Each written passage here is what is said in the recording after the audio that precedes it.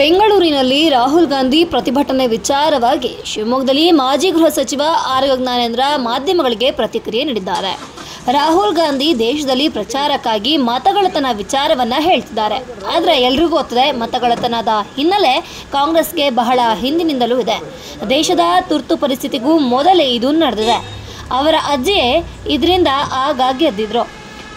ರಾಯಬೇರೆಯಲ್ಲಿ ನಾರಾಯಣ ವಿರುದ್ಧ ಇಂದಿರಾ ಗಾಂಧಿ ಮತಗಳತನದಿಂದ ಗೆದ್ದಿದ್ರು. ಅಲಹಾಬಾದ್ ಹೈಕೋರ್ಟ್ ಅವರ ವಿರುದ್ಧ ತೀರ್ಪು ಕೊಟ್ಟಿತ್ತು. ಇಂದಿರಾ ಗಾಂಧಿ ಅವರ ಮೆಂಬರ್ಶಿಪ್ ಕ್ಯಾನ್ಸಲ್ ಮಾಡಲಾಗಿತ್ತು. ಇನ್ನು ಅವರು ಸುಪ್ರೀಂ ಕೋರ್ಟ್ಗೆ ಹೋಗಿದ್ದರು.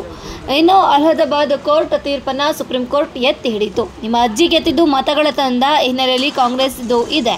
ಈ ಹಿನ್ನೆಲೆಯಲ್ಲಿ ನಿಮಗೆ ಮರೆತು ಹೋಗಿದೆ. 50 ವರ್ಷವಾದ್ರಿಂದ ದೇಶದ ಜನರಿಗೂ ಮರೆತು ಹೋಗಿದೆ ಎಂದು ರಾಹುಲ್ ಗಾಂಧಿ ಭಾವಿಸಿದ್ದಾರೆ. ಸುಪ್ರೀಂ ಕೋರ್ಟ್ ಹೇಳಿದ್ರು ಅಧಿಕಾರದಿಂದ ಕೆಳಗೆ ಇಳಿಲಿಲ್ಲ. ತುರ್ತು ಪರಿಸ್ಥಿತಿ ಹೇರಿ ದಬ್ಬಾಳಿಕೆ ಮಾಡಿದ್ರು. ಇನ್ನು ಪ್ರಜಾಪ್ರಭುತ್ವ ಕತ್ತು ಹಿಸುಕಿದ್ದು ಕಾಂಗ್ರೆಸ್. ರಾಹುಲ್ ಗಾಂಧಿ ಇದನ್ನು ಅರ್ಥ ಮಾಡಿಕೊಳ್ಳಲಿ ಅಂತ ಟೀಕಿಸಿದ್ರು.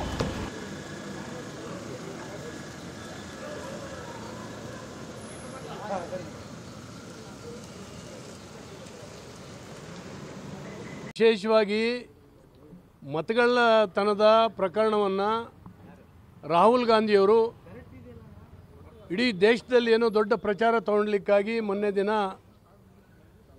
ಹೇಳಿದ್ದಾರೆ.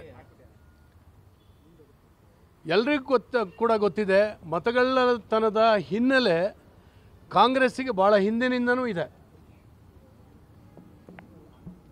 ದೇಶದ ತುರ್ತು ಪರಿಸ್ಥಿತಿಗಿಂತ ಮೊದಲು ರಾಯ್ಬರೇಲಿನಲ್ಲಿ ರಾಜನಾರಾಯಣ್ ವಿರುದ್ಧ ಇಂದಿರಾ ಗಾಂಧಿಯವರು ಗೆದ್ದಿದ್ದು ಈ ರೀತಿ ಮತಗಳತನದಿಂದ ಅಂತೇಳಿ ಹೇಳಿ ಅಲಹಾಬಾದ್ ಹೈಕೋರ್ಟು ಅವರ ವಿರುದ್ಧ ತೀರ್ಪು ಕೊಟ್ಟು ಅವರ ಮೆಂಬರ್ಶಿಪ್ಪನ್ನು ಕ್ಯಾನ್ಸಲ್ ಮಾಡ್ತು. ಇಂದಿರಾ ಗಾಂಧಿಯವ್ರದ್ದು ಸುಪ್ರೀಂ ಕೋರ್ಟಿಗೆ ಹೋದರು. ಸುಪ್ರೀಂ ಕೋರ್ಟ್ನಲ್ಲಿ ಅಲಹಾಬಾದ್ ಹೈಕೋರ್ಟ್ ಹೇಳಿದ್ದು ಸರಿ ಇದೆ, ಇಂದಿರಾ ಗಾಂಧಿಯವರು ಮತಗಳತನದಿಂದ ಫ್ರಾಡಿಂದ ಗೆದ್ದಿದ್ದಾರೆ ಅಂತೇಳಿ ಹೇಳಿ ಅದನ್ನು ಎತ್ತಿಡಿತ್ತು. ಇದನ್ನು ಅರ್ಥ ಮಾಡ್ಕೊಳ್ಬೇಕು. ನಿಮ್ಮ ಅಜ್ಜಿ ಈ ರೀತಿ ಮತಗಳತನದಿಂದ ಗೆದ್ದಿದ್ದು ಕಾಂಗ್ರೆಸ್ಸಿಗೆ ಹಿನ್ನೆಲೆ ಇರತಕ್ಕಂಥದ್ದು ನಿಮಗೆ ಮರ್ತೋಗಿದೆ. ದೇಶದ ಜನಕ್ಕೂ 50 ವರ್ಷ ಆಯ್ತಲ್ಲ, ಈಗ ಅದು ಮರ್ತೋಗಿದೆ ಅಂತೇಳಿ ಹೇಳಿ ರಾಹುಲ್ ಗಾಂಧಿಯವರು ಭಾವಿಸಿದ್ದಾರೆ. ಖಂಡಿತವಾಗೂ ಮತಗಳತನದ ಹಿನ್ನೆಲೆ ಅದರಿಂದಲೇ ಅಧಿಕಾರ ಮಾಡಿದ್ದು ಮತ್ತು ಸುಪ್ರೀಂ ಕೋರ್ಟ್ ಹೇಳಿದ್ರು ಕೂಡ ಇಳಿದೇನೆ ದೇಶದ ಮೇಲೆ ತುರ್ತು ಪರಿಸ್ಥಿತಿಯನ್ನು ತಂದು ದಬ್ಬಾಳಿಕೆ ಮಾಡ್ಕೊಂಡು ಪ್ರಜಾಪ್ರಭುತ್ವದ ಕತ್ತನ್ನು ಹಿಸುಕಿದವರು ಕಾಂಗ್ರೆಸ್ನವರೇ. ಅದನ್ನು ಅರ್ಥ ಮಾಡ್ಕೊಳ್ಬೇಕು ರಾಹುಲ್ ಗಾಂಧಿ ಅಂತೇಳಿ ಹೇಳಿ ನಾನು ಸಂದರ್ಭದಲ್ಲಿ ಹೇಳ್ತಾ ಇದ್ದೀನಿ. ಇವತ್ತು ಬೆಂಗಳೂರಿನಲ್ಲಿ ಪ್ರತಿಭಟನೆ ಮಾಡ್ತಾ ಇದ್ದಾರೆ. ಇವರಿಗೆ ನಾಚಿಕೆ ಆಗಬೇಕು. ಇವರಿಗೆ ತಕ್ಷಣ ಆಬ್ಜೆಕ್ಷನ್ ಹಾಕಲಿಕ್ಕೆ ಅವಕಾಶ ಇತ್ತು. ಮತ್ತು ಇವರು BLAಗಳಿದ್ದಾರೆ, ಅವರೇನು ಮಾಡ್ತಾ ಇದ್ದಾರೆ, ಒಂದೊಂದು ಮತಗಟ್ಟೆನಲ್ಲಿಯೂ ಕೂಡ ನಮ್ಮದು BLAಗಳು ಕೂಡ ಇದ್ದಾರೆ. ಕಾಂಗ್ರೆಸ್ಸನ್ನು ಎಲ್ಲ ಪಕ್ಷದ BLAಗಳನ್ನು ನೇಮಕ ಮಾಡಲಿಕ್ಕೆ ಎಲೆಕ್ಷನ್ ಕಮಿಷನ್ನೇ ಪರ್ಮಿಷನ್ ಕೊಟ್ಟಿತ್ತು. BLAಗಳು ಯಾರೂ ಅಬ್ಜೆಕ್ಷನ್ ಮಾಡಲಿಲ್ಲ.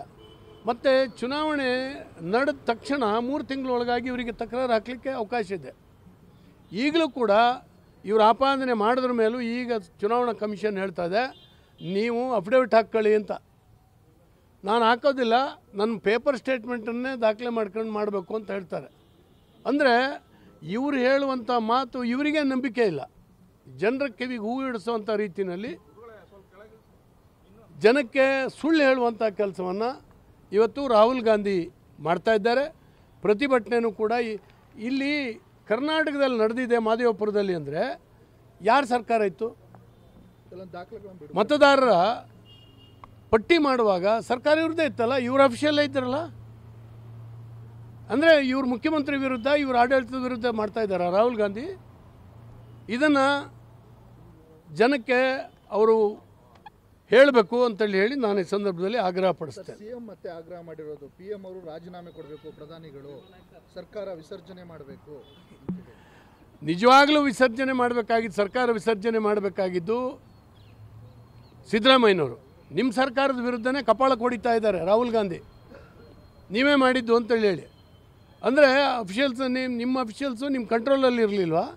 ಫ್ರಾಡ್ ಮಾಡಿದ್ರು ಅವರು. ಅವ್ರ ಮೇಲೆ ಆ್ಯಕ್ಷನ್ ತೆಗೀರಿ. ಯಾವ DC ಇದ್ದ ಅವತ್ತು, ಯಾವ ಅಫಿಷಿಯಲ್ಸ್ ಇದ್ದರು, ತೆಗೀರಿ, ನೋಡೋಣ ಏನಾಗ್ತದೆ ಅಂತ. ಈಗಲೂ ಕೂಡ ಅಪ್ಡೇಟ್ ಹಾಕ್ಕೊಳ್ಳಿ ನೀವು ಚುನಾವಣಾ ಕಮಿಷನ್ಗೆ. ಯಾಕಾಗೋದಿಲ್ಲ? ಈ ರೀತಿ ಒಂದು ಜನರಿಗೆ ಒಬ್ಬ ವಿರೋಧ ಪಕ್ಷದ ನಾಯಕನಾಗಿ ಒಂದು ಘನತೆ ಇಲ್ಲದಿದ್ದಂಥ ರೀತಿಯಲ್ಲಿ ರಾಹುಲ್ ಗಾಂಧಿಯವರು ವರ್ತನೆ ಮಾಡ್ತಾ ಇದ್ದಾರೆ. ಇಡಿ ತನಿಖೆಯಲ್ಲಿ ಶಾರೀಕ್ ಧರ್ಮಸ್ಥಳದ